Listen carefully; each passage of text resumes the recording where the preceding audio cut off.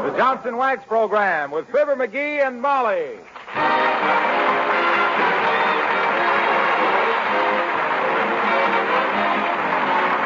The makers of Johnson's Wax and Johnson's Self-Polishing Glow Coat present Fibber McGee and Molly, written by Don Quinn, with music by the King's Men and Billy Mills Orchestra.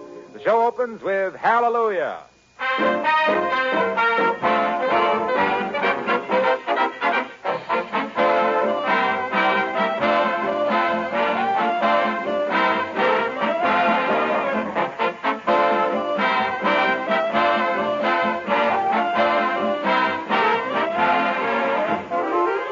At a friend's house last night, I sat alongside the window and couldn't help noticing that the windowsills had been waxed and were shining.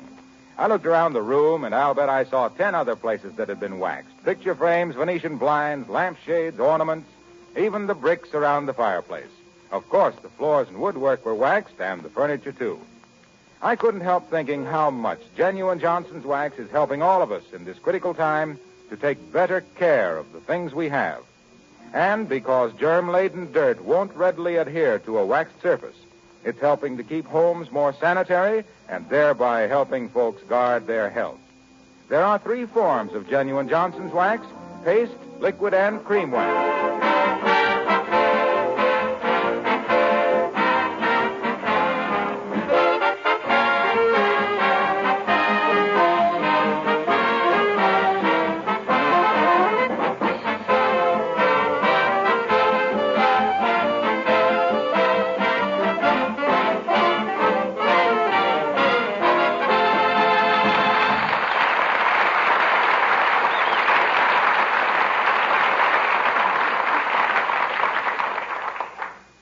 Well, mileage rationing has just come to Wistful Vista. And in spite of its being a meatless day, get a load of the beef being put up by an average citizen as we meet Fibber McGee and Molly.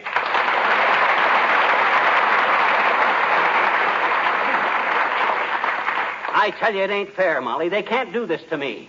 4 gallons a week.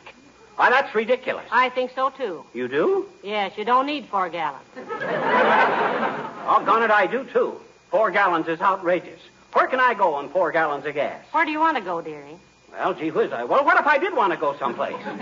In an emergency or something? You mean like running out of cigars? Yes. No! Running out of cigars ain't an emergency. You never spoke a truer word, McGee. Huh? When I get a whiff of those poison panatellas of yours, I know why tobacco auctioneers talk that way. What you mean? Those fellas are hysterical. Oh, forget my cigars. I'm talking about this mileage rationing. I think it's a dirty deal. The whole thing is silly. It's going to make everybody stay at home. Why, in 2 years, a guy from Indiana won't know what a guy from Kansas is talking about. Where are you from? Illinois. That it's happened already. I don't even know what you're talking about. I'm talking about giving all the car owners a measly little medicine dropper full of gasoline. It's an infringement on private rights. That's what it is. Look, dearie, look. The main reason they're rationing gasoline is to save tires. Don't you know that if we continue driving like we have been, a majority of automobiles will be off the road next year? Good. There's too much traffic anyway. Too crowded. Get the cars off the road. That'll be fine. That's swell. Well, I'm glad you feel that way, because yours will probably be one of them. What? Me give up my car? Oh, no, you don't. I paid for my tires, and by the left hind leg of Leon Henderson, I got a right to...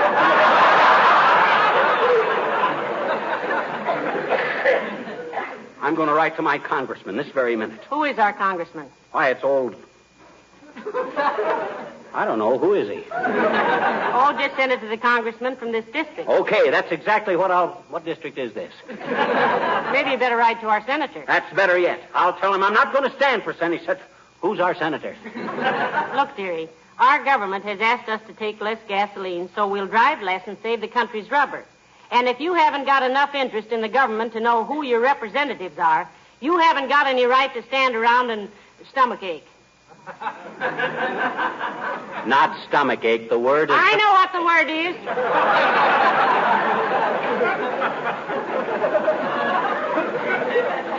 Well, gee whiz, the idea of giving an important citizen like me just a book. Save rubber of my clavicle. What happened to that sympathetic rubber that inventor made out of milkweed? Or was it milk he made out of a rubber plant? Anyway, why don't you... Oh, that's probably Mr. Jeffers come to explain mileage rationing to you personally. Well, he better talk fast. Come in, Jeffers. Hello, folks. Say, are you busy? Not a bit, Mr. Wilcox. Come right in. Hi, Junior. What you so excited about? Your rich uncle die and leave you a pound of coffee? You mean you haven't heard about Mayor LaTrivia? Heavenly days, what happened to him? He's joined the Coast Guard. Leaves tomorrow morning. Oh. What? LaTrivia in the Coast Guard? Yes, sir. Why, I didn't think that guy could pass the physical for a crossing watchman. He must have pulled some wires. He never pulled a wire. He simply went down and enlisted. Passed his examinations like a mice. Ah, great outfit, the Coast Guard. You think so? Think so. I know so. Do you realize the first boats ashore in the Solomons and North Africa were Coast Guard boats? They were? Yes, sir. Hi, George Molly. I think I'll try to join it myself. I want to get out of here anyway. This mileage rationing has got me disgusted. You know, he's been raving about it all day, Mr. Wilcox. He thinks the OPA is trying to make an APE out of him. And they are, too. A citizen of my standing, trying to get along on a A book. It's a lot of foolishness. I got business to take care of. What business, pal? Well, in the first place, gee whiz, I got responsibility. Oh, he really has, Mr. Wilcox. Yes. You know, he's the sole support of 3 pinochle players at the Elks Club.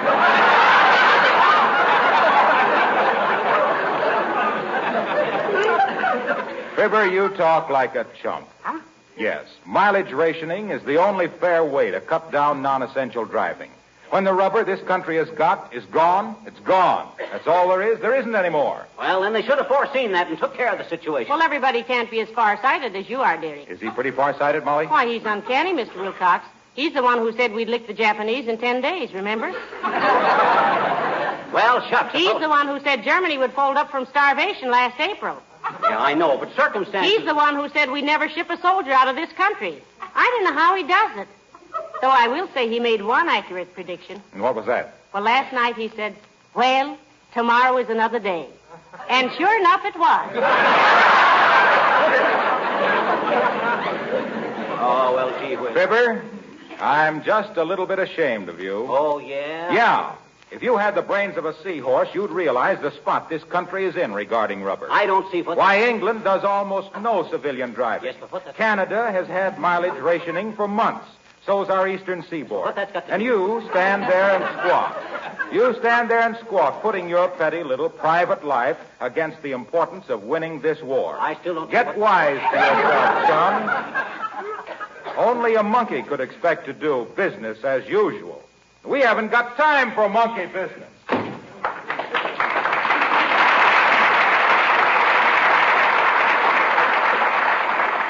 You know, Molly, maybe I was wrong. Well, for goodness sakes, at last you begun to realize As that... he says, only a monkey could... Hey, was that guy calling me a monkey? Why, that impudent, just because I think I got a right to more than 4 gallons of gas. A guy of my standing in the community, forced to give up... 4 gallons.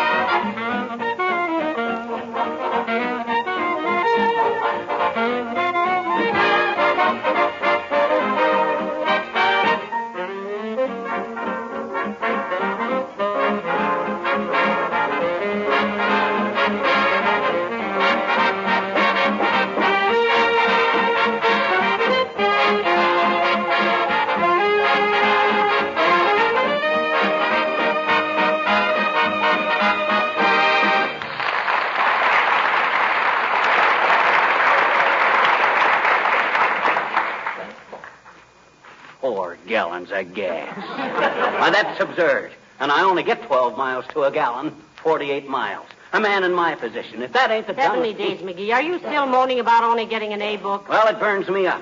I'm going to call the ration board right now and read them the riot act. Give me the phone. Here. Thanks. Hello, operator. Give me ration board 79J on the corner of... Oh, is that you, Mert? Now, this is the sort of thing that should be rationed. How's every little thing, Mert? Is that? What's that, Mert? Your brother got stung by a black widow. Oh, goodness, McGee. Was it fatal? No, he was just disappointed. Seems like he used to watch a couple of newlyweds necking in the house next door, and now they pulled the shade down. Well, what's that got to do with a black widow? Did I say widow? I meant window. What's that, Mert? Oh, no answer, eh? Well, never mind, Mert. I'll write them a nasty letter instead. They don't answer, Molly.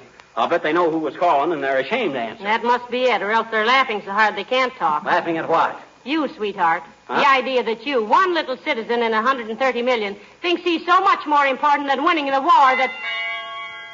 I'm glad you got interrupted. I think I was going to be deeply hurt. Yeah. I think so, too. Come in. Oh, Abigail Uppington. Hello, Abigail. Oh, how do you do, my dear? And Mr. McGee. Hi, Uppy. Have a chair. Then tear off 3 coupons and we'll gas a while.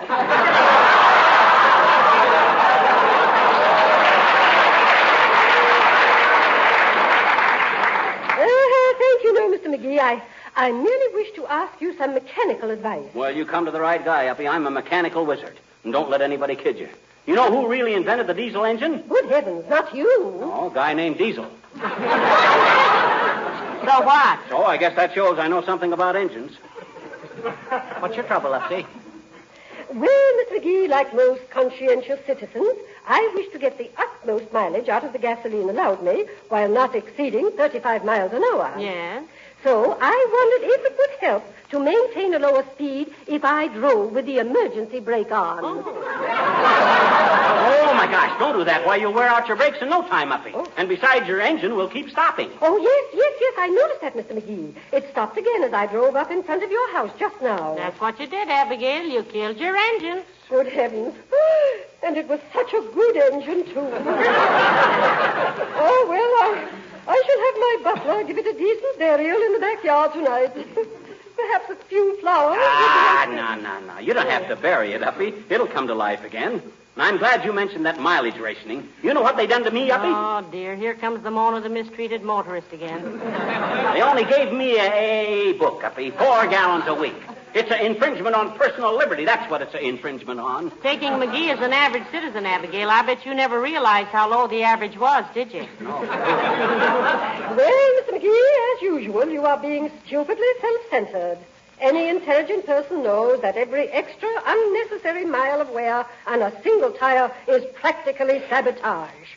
Do you think for one single minute that your drab little driving habits are of any importance whatsoever during times like these? Well, Dad Braddock, I don't think... That is obvious, Mr. McGee. Goodbye.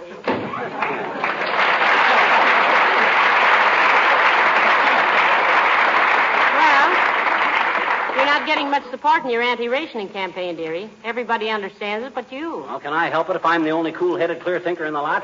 With me, it's the principle of the thing. Well, you better put your principal in another bank. You're not getting any interest. 4 gallons of gas. If that isn't the worst injustice I ever heard of. And me that's used to driving 100 miles a week. Do you realize, Mrs. McGee, that just because of this, we're going to have bad crops this year? Leave deeper footprints, dearie. I can't follow you. Well, I'm telling you, there's going to be a crop shortage. And why? Too many rabbits. They eat the crops. And why too many rabbits? Because guys like me can't get enough gas to go hunting. It's preposterous. Look, McGee, I'm tired of arguing about it. You're all wet, and I haven't got time to keep drying you off. Now, listen, just sit down and write a letter to Mr. Roosevelt. Pour your little heart out. Make him cry. Personally, I'm going out in the kitchen and make myself a cup of tea. Write a letter to Roosevelt. That's not a bad idea at that. Let me see now. Dear Mr. President. That's too formal. Dear Chief. That's it. Dear Chief, I know you must be pretty busy these days, but I got a very important...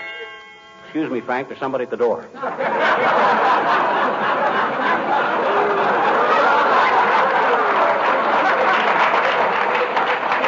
in. Hi, mister. Oh, go away, little girl. I'm in no mood to stand around and fiddle the paddle with you. I'm sore. Where? Well, in the driver's seat, if you must know. It's this mileage rationing. That's what I'm sore about. Me only getting 4 gallons. Who do they think I am? Gee, who do you think you are? My daddy only got that much, and he says he can make it do. Well, your daddy... Say, I'd like to have a talk with him. Where is he, anyway? He's out of town, mister. He's in Grand Rapids, Michigan. Oh, Grand Rapids, eh? Mhm. Oh, I played there many times in vaudeville, sis. You did? The old Empress Theater. Mhm. Ah, it's a great little city. Big furniture center. Been lots of big fortunes made there in furniture, sis. I know, mister. Mhm. Lumberjack, huh? Look, sis, it was me that had the vaudeville act, not you. What's your daddy doing there? He's an engineer, mister, and radio station WOOD there has got a new transmitter with more power, and he helped them install it, and they're going to desecrate it tonight. You don't mean desecrate, you mean dedicate, sis. I mean desecrate, mister. They carry your program. As I said before, sis, I haven't got the patience today to stand here and dilly-the-dally with you. Next time you want to come over and bother me, don't come. Call me up. It'll cost a nickel. You want to give me the nickel, mister? No, I don't. Cheapskate. What was that? Hmm? What did you say? I don't know. I wasn't listening. And look, mister. Yes? If I were you, I bet you I'd stop crabbing about mileage rationing, I bet you. Oh, you would. Sure. How do you think we can keep Doolittle over there if we don't keep doing more over here? So long, mister.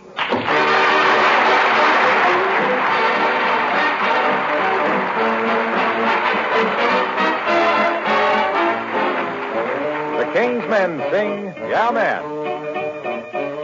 I feel the spirit, brother, can't you feel how that spirit's a moving? I feel the spirit, makes you want to jump, shout, laugh, and sing. Yeah, man. Yeah, man. Yeah, man. Yeah, man. I feel that spirit a moving. Yeah, man. Yeah, man. Yeah, man. Yeah, man. Away down south in Tennessee, I used to sit upon Pappy's knee. He said, son, as you go through life, trouble will stab you like a carving knife. Oh, oh, oh, yeah, man. Yeah, man. Yeah, man. Yeah, man. I feel that spirit a moving. You got rhythm, you've got rhyme, so beat that rhythm and take your time. Clap your hands as you start to swing. Open your throat and everybody sing. Oh, yeah, man. Yeah, man. Yeah, man. Yeah, man. I feel that spirit a moving.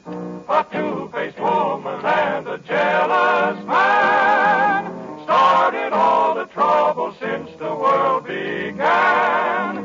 You can steal my chickens and my hound dog too, but trifling around with my gal will get me into trouble with you. Yeah, man. Yeah, man. Yeah, man. Yeah, man. I feel that spirit a moving in the yeah, man. Yeah, man. I feel the spirit a moving in the moving in the moving in the moving. Yeah, yeah, man.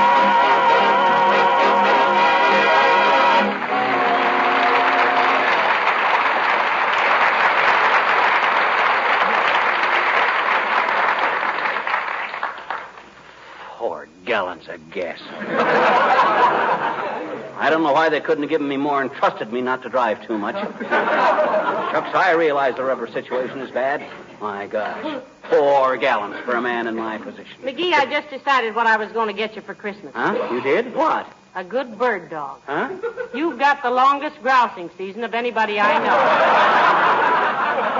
Well, Dad, rather it's an imposition. 4 gallons of... Come in. Oh, heavenly days, Mayor LaTrivia. Good day, Mrs. McGee. Hello, McGee. Hi, LaTrivia. Hey, what's this Wilcox was telling us about you joining the Coast Guard? It's quite true, McGee. I leave tomorrow. I just dropped in to say goodbye. Oh, well, we'll really miss you, Mr. LaTrivia. Wasn't joining the Coast Guard kind of sudden for you, LaTrivia? Oh, no. I've been trying to wind up my affairs for some time so I could do it, McGee. I'm very happy that I was accepted. Have you had any experience with small boats, Mr. Mayor? Oh, yes, Mrs. McGee. I've been through the Tunnel of Love at Coney Island. You're just fooling now. Yes, I am, Mrs. McGee. Seriously, I'm rather an expert on small craft. I once had a little sloop on Long Island Sound. What kind, clam chowder? McGee, he said sloop, not soup. What'd you go in as, LaTrivia? Captain? Certainly not. I'm an ordinary apprentice seaman to start with.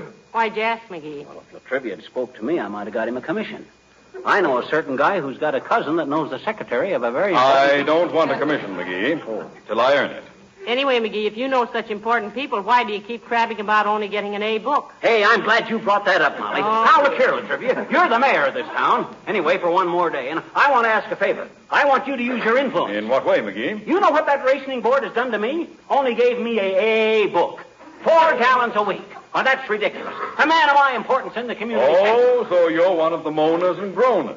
One of those astigmatic individuals who thinks the war is being fought only by soldiers and sailors and Marines. Well, let me tell you it isn't. Everything you do in your daily life has some effect on our war program. Oh, yeah? I suppose the way I comb my hair is important, too, huh? Yes, it is. What's your comb made of? Rubber. Oh. That's a piece of rubber that didn't go into a tire. It was made when this country had plenty of rubber, and we haven't got plenty now. We're dangerously short of it. What we have got, we need for military purposes and essential transportation. Do you belong to a carpool? Well, no. Are you engaged in any important war work, McGee? Well, no, I guess not, but gee whiz... Then for heaven's sake, stop your griping. You're lucky you've got a car at all. Oh, excuse me, McGee. When I get over to Africa or Australia or wherever they send me, I'll be thinking of you, McGee, and the hardships you're suffering. Well, goodbye, Mrs. McGee. I'll see you when this is over. Goodbye, Mr. Mayor, and happy landing. Thank you. Goodbye, McGee. Good luck, LaTrivia. Don't take any wooden anchors. I won't. And, McGee, when you do drive, if you get up to 35 miles an hour, think of somebody who didn't get a rubber lifeboat. Goodbye.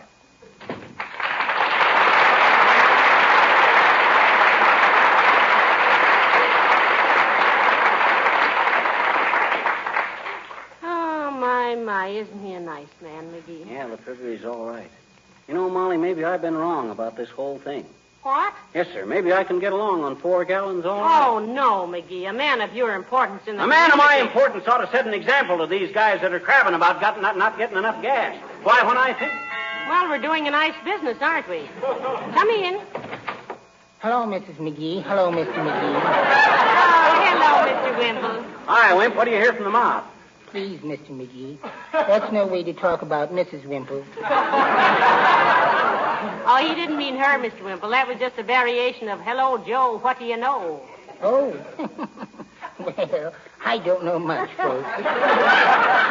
Did you go to the football game Saturday? No, we didn't, Wimp. You a football fan? Oh, indeed I am. It's about the only chance I get to shout insults at people bigger than me. I wrote a poem about football. Oh, did you really, Mr. Wimple? Let's hear it. All righty. I call the poem Football because that's the title of it. I never heard a better reason. Now, go ahead, Wimp. Football. I've saved my money from sodas and gum to buy a seat at the stadium to see a college football game, though I don't know why, they're all the same. But I got a seat on the 10-yard line where I should see the game just fine. So all through the game, what did I see? Just the backs of the people in front of me.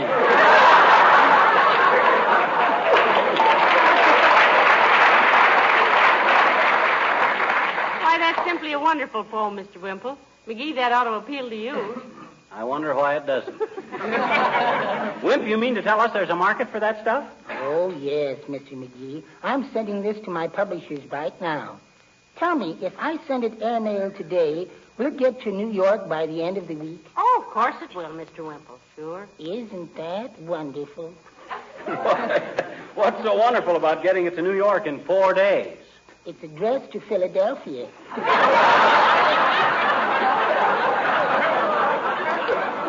Does your wife like your poetry, Mr. Wimple? Well, no, Mrs. McGee. Sweetie Face is more the physical type. Oh. Did you know she had a job at the filling station last week? What doing? Blowing up tires. But she had to quit. Oh, why? Her lips got chapped. Well, I've got to go to the post office. Goodbye.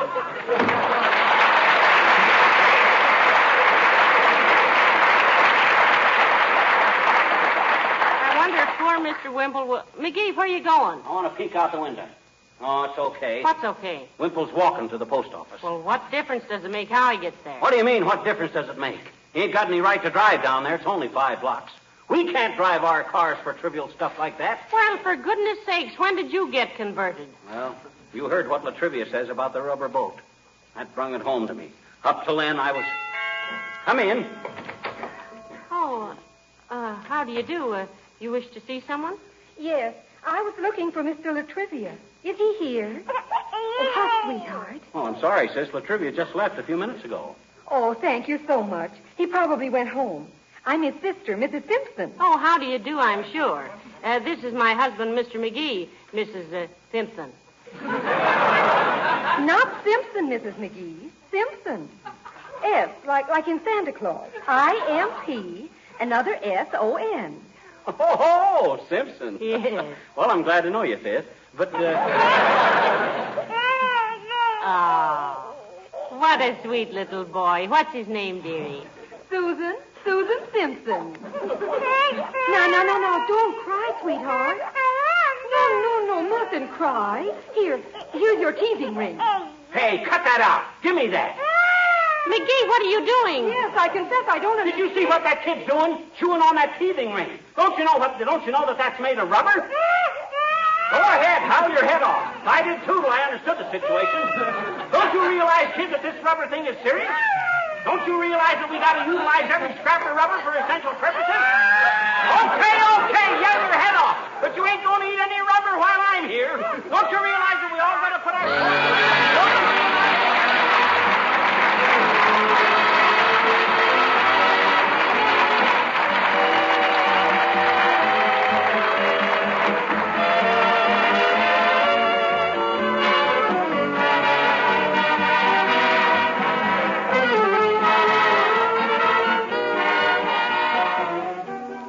We all know how important transportation is today. Trains, trucks, and planes all operating at maximum capacity to help maintain the country's tremendous war production.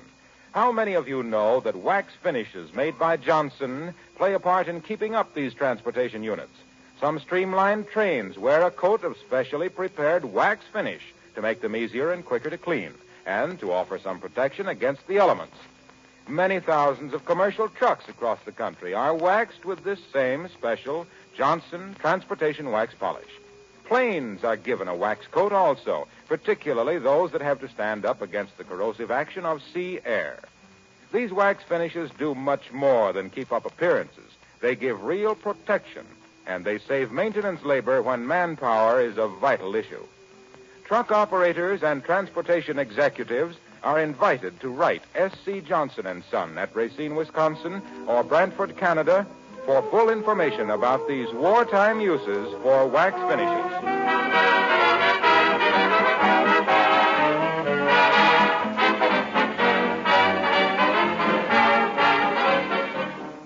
Ladies and gentlemen, Mr. Gale Gordon, our Mayor LaTrivia, was with us for the last time tonight before going into the service. He's only one of many of our little group now in our armed forces, musicians, engineers, sound technicians, and others behind the scenes whose names you probably wouldn't know, but who were valued members of our company just the same. We'd like to take this occasion to wish you, Gale, and all the other boys the very best of luck and to assure you all of a warm welcome when you come back. Thank you, Fibber. And if all of you give that big show everything you gave our little one, your new sponsor, Uncle Sam, will be very happy. Good night. Good night, all.